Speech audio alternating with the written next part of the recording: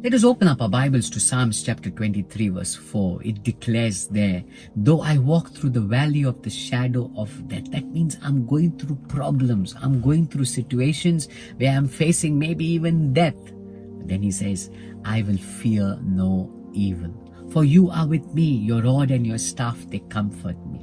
When we look into this verse, we begin to understand that the psalmist is making a deliberate choice to not live by fear. He says, I will not be afraid. I will not fear evil.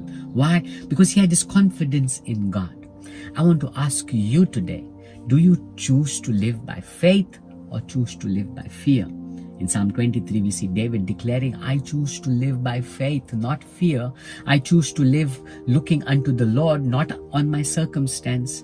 You see, feeling of fear, we all go through. I go through it. You too, I'm sure, goes through it. But we don't let fear rule us. We don't let fear overwhelm us. We don't make decisions based on fear.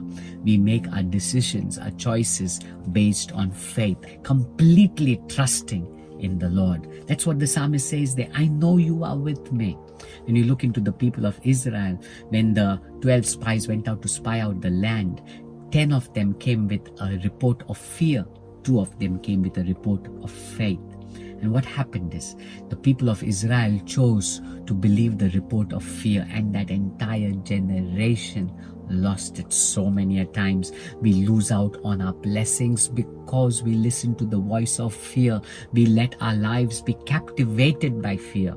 We need to make a deliberate choice. No matter what you are feeling, we need to make a choice that says, I choose to trust God. I choose to believe God. I choose to walk in faith. The entire people of Israel, can you believe it? Just fear stopped them from living that fullness of life, that life of blessings. The same way, because of fear, the decisions we make based on fear stop us from living our life to the fullest.